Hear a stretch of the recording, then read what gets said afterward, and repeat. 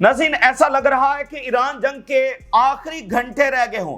Mega breaking news आपके साथ share कर रहे हैं। सुप्रीम लीडर की जानिब से पहला डायरेक्ट ऑर्डर आया है। ईरानियन सुप्रीम लीडर की जानिब से ईरानियन आर्म्ड फोर्सेस को हाई अलर्ट के ऊपर कर दिया गया है। अमेरिका किसी भी वक्त ईरान के ऊपर अटैक कर सकता है।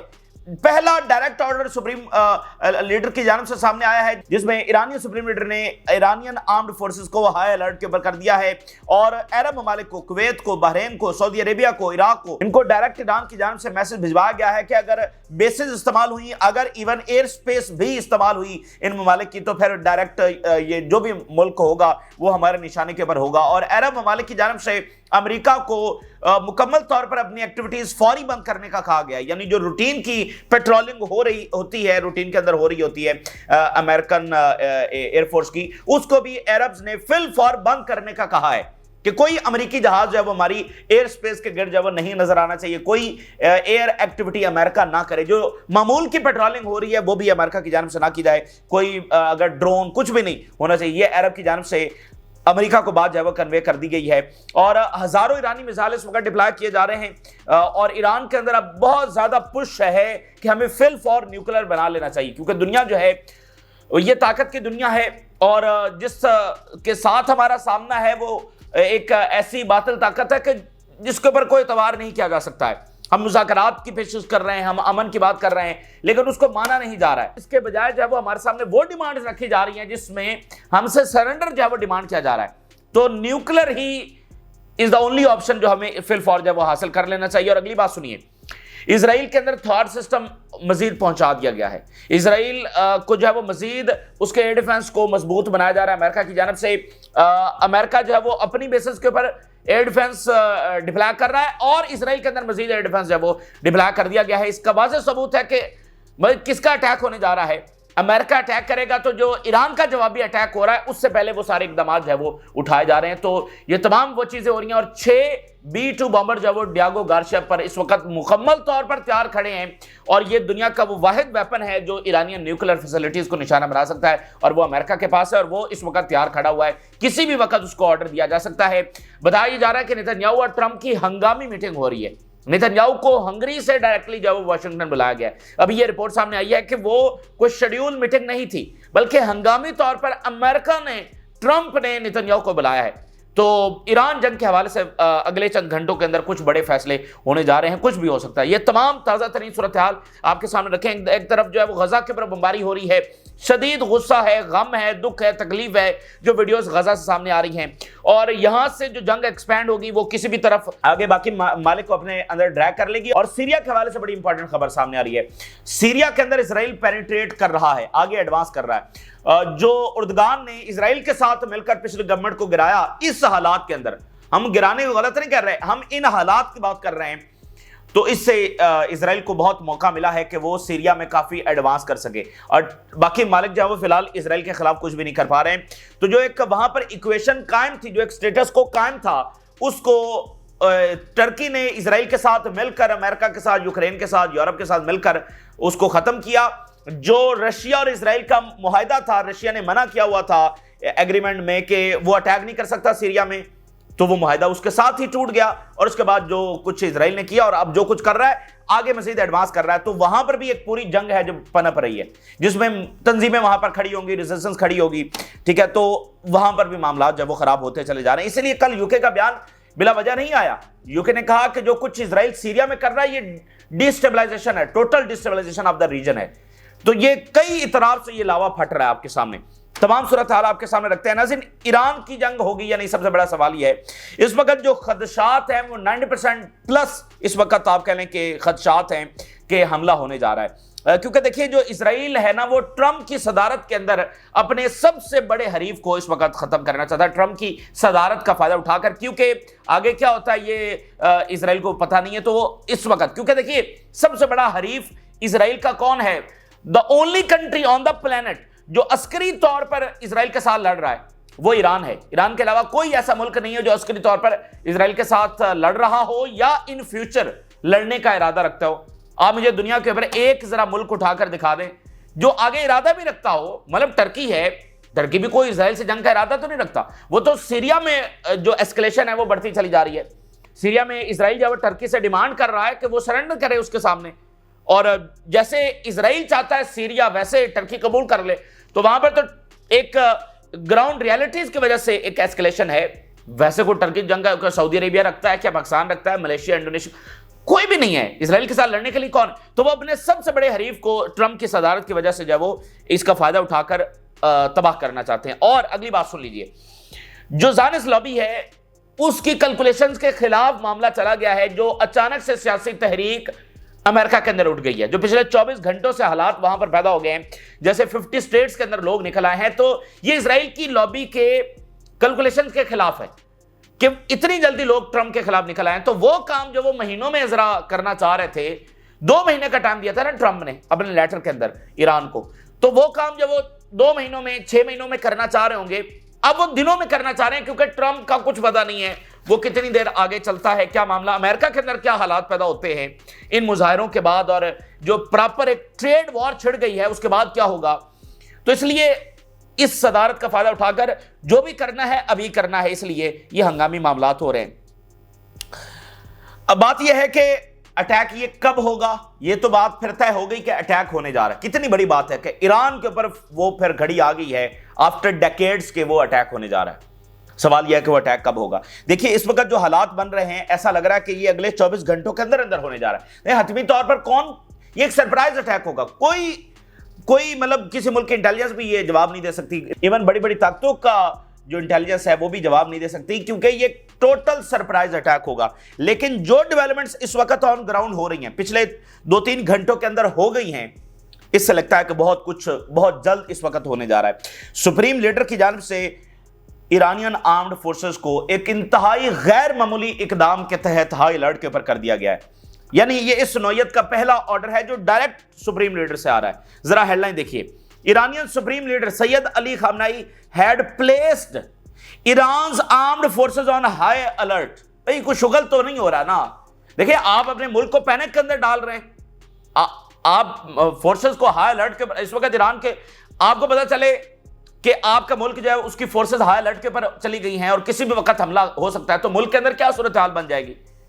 आपकी स्टॉक मार्केट कैसे गिर जाती है, आपके सारे मामला लोग वहां से निकलना शुरू हो जाते हैं, पूरा मुल्क जो है वो पैनिक के अंदर चला जाता है। इस वक्त ईरान के अंदर क्या पैनिक वाली सूरत हाल नहीं होगी, मतलब जो फॉरेनर्स हैं वो निकल रहे होंगे और मतलब एक पूरी खलबली सी मच जाती है। तो सुप्रीम लीडर कह रहा है कि फोर्सेस को हाई अलर्ट के ऊपर, तो ये किसी निचले लेवल के बंदे की बात नहीं है, सुप्रीम लीडर की बात है। तो ये गैर संजीदा तो मामला हो नहीं सकता।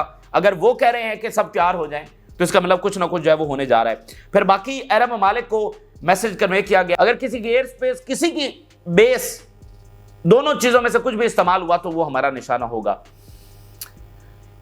Iran has issued notices to Iraq, to Kuwait, to UAE, to Qatar, Turkey and Bahrain that any support for a US attack on Iran would be considered an act of host। अगर attack किया तो या आपकी basis से attack हुआ तो हम यही समझेंगे ये आपने हमारे ऊपर अटैक किया और फिर आप हमारा निशाना होंगे। Any such support include the use of their airspace or territory by the US military during an attack।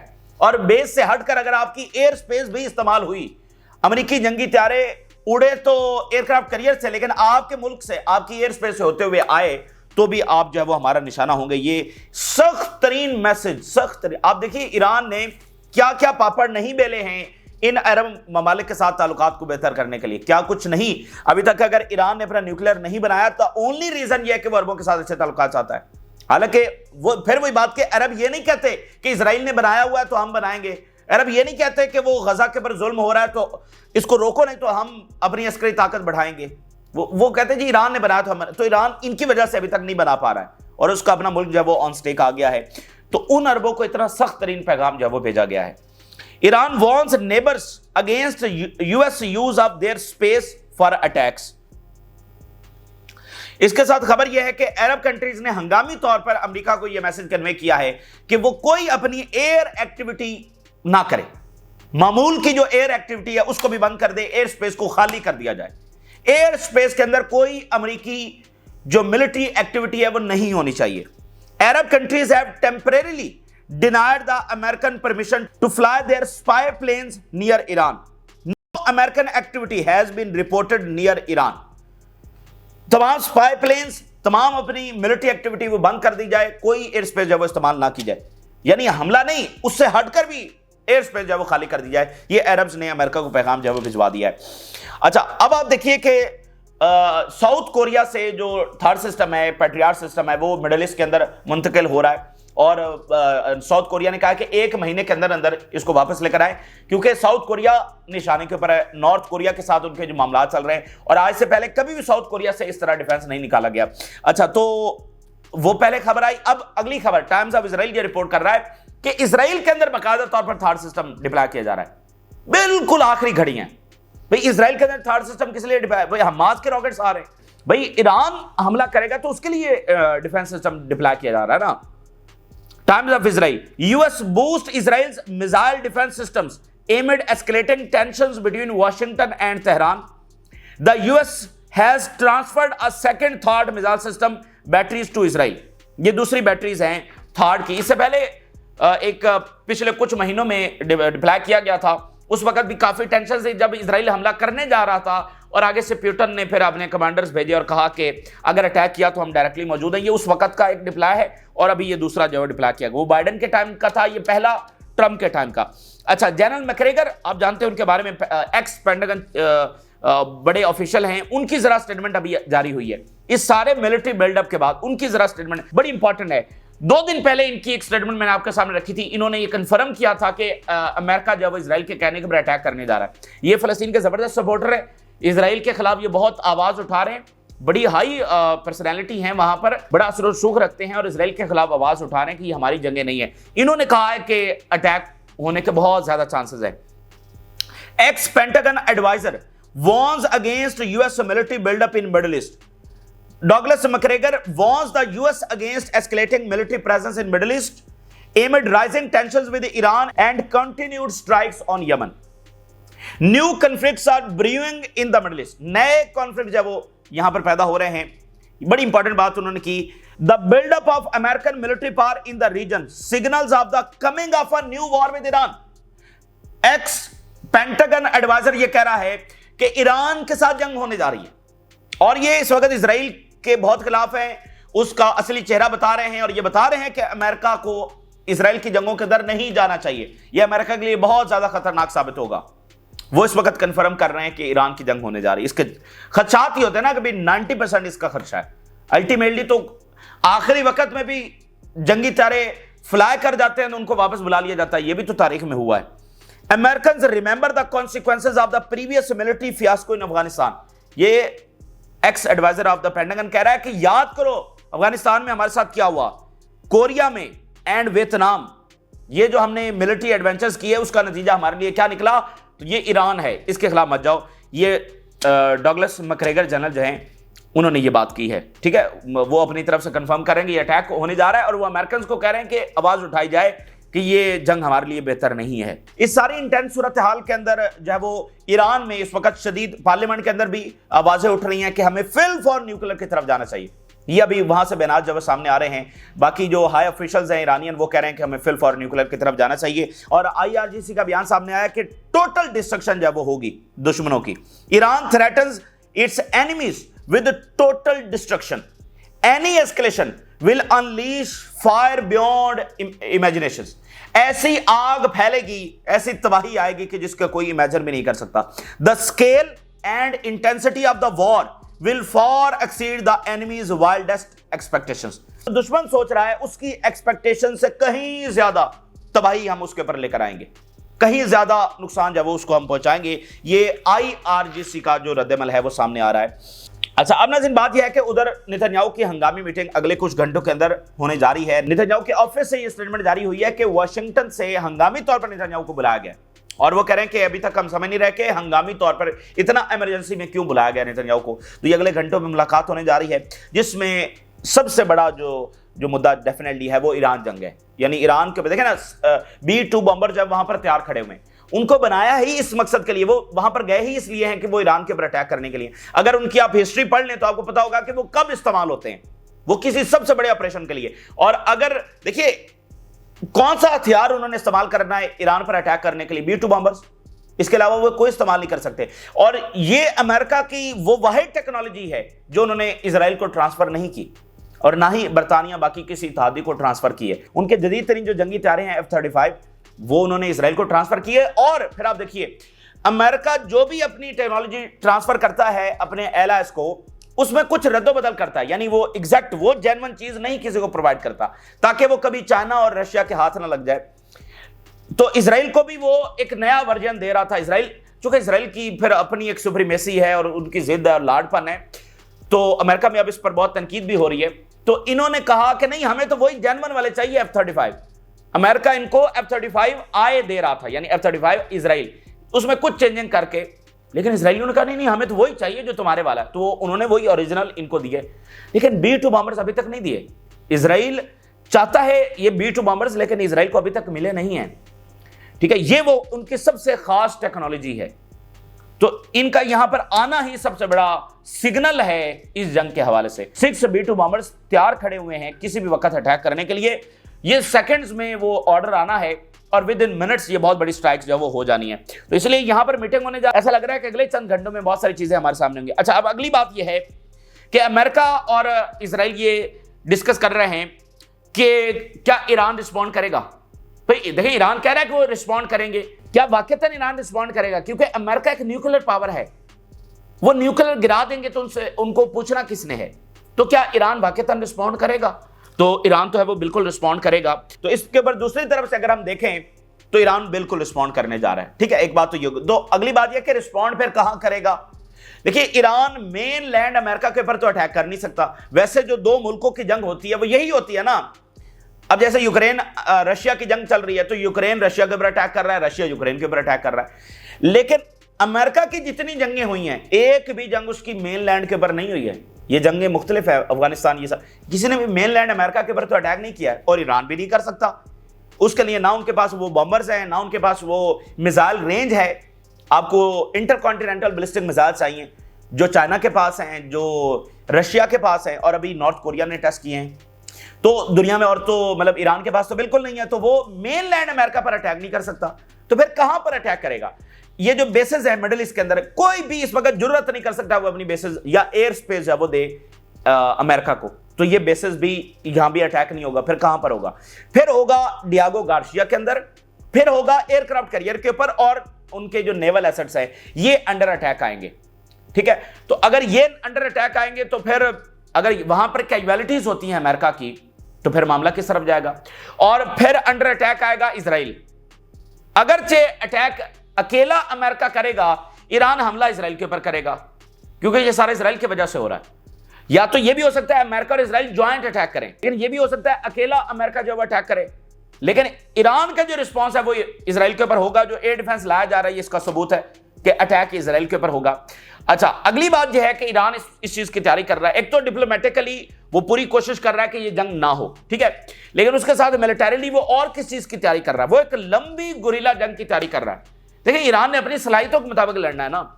वो एक लंबी गुरिल्ला जंग की तैयारी कर रहा है, पर्शियन गल्फ के अंदर, स्ट्रेट ऑफ हॉर्मज़ के अंदर, इन समंदरों के अंदर लंबी गुरिल्ला जंग। उसका छोटा सा मुजाहरा आप यमन के हाथों देख रहे हैं। कितने महीने हो गए यमन को लड़ते हुए, अमेरिका नहीं रोक सका। तो ईरान तो फिर भूल जाना कि ईरान को ये कैसे रोकेंगे। कई साल के ऊपर मबनी ये गुरिल्ला वॉर होगी। स्ट्रेट ऑफ हॉर्मज़ बंद होगा, खलीज फारिस के अंदर इनके तमाम जहाज अंडर अटैक होंगे। तो एक ऐसी जंग जिसमें इनकी इकोनॉमी का भुरकस निकल जाएगा, वो जंग लड़ी जाएगी। ईरान के पास जो देखिए हर मुल्क उन्होंने कौन सा हथियार इस्तेमाल करना है? उनके पास B-2 बॉम्बर्स तो नहीं है, अभी उनके पास न्यूक्लियर भी नहीं है। तो कौन सा हथियार इस्तेमाल करेंगे? ये हथियार इस्तेमाल करेंगे, गोरिल्ला जंग, जो कई साल के ऊपर होगी, जो इसराइल और अमेरिका का भुरकस निकाल कर रख देगी। यहां ईरान से मिसाइल जब वो इसराइल फेंके जाएंगे, और साथ जो ये खलीज फारिस और ये सारा स्ट्रेट ऑफ हॉर्मज़, ये सारा जो वो निशाने के ऊपर होगा। जहां तक बात है नाज़रीन निगोशिएशंस की, कि क्या अब भी कोई निगोशिएशंस हो सकते हैं, क्योंकि ईरान तो निगोशिएशंस की बात तो कर रहा है। अच्छा, लेकिन निगोशिएशंस कामयाब क्यों नहीं हो सकते?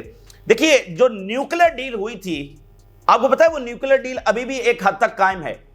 उसमें यूरोपियंस भी तो शामिल थे, बाकी ताकतें भी तो शामिल थी। तो अमेरिका निकला था, ईरान ने वो डील आज तक खत्म नहीं की।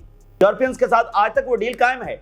इसलिए यूरोपियंस इस वक्त खुलकर ईरान के ऊपर अटैक की बात नहीं कर रहे, तो वो इंगेजमेंट की बात कर रहे हैं। ये तो सिर्फ अमेरिका से ही आ रहा है ना कि अटैक करे न्यू डील।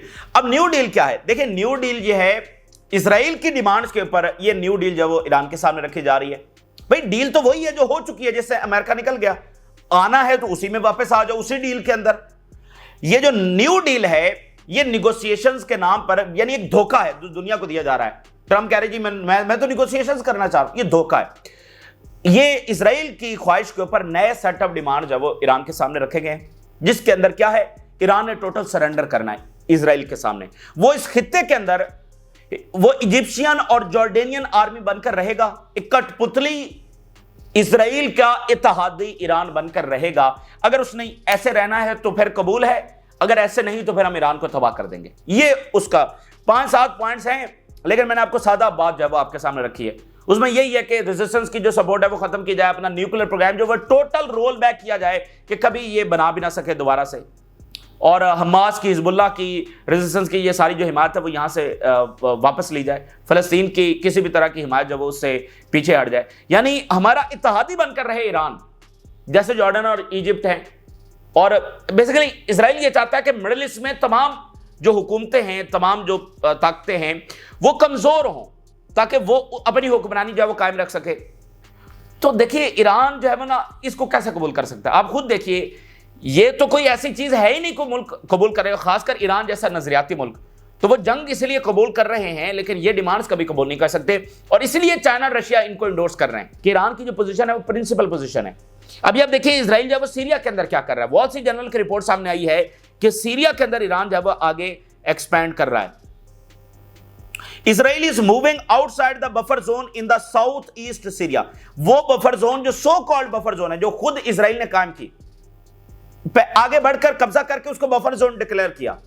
अब उस बफर जोन से भी आगे इसराइल जो निकल रहा है, और मुख्तलिफ जो शाम के लोग हैं उनको डिटेन किया जा रहा है। और उनको जो देखिए ना, we have detained Syrian suspected of involvement in terrorist activities. ये कॉलोनीज का यही होता है, कब्जा करते हैं फिर उनके लोगों को टेररिस्ट डिक्लेयर कर देते हैं।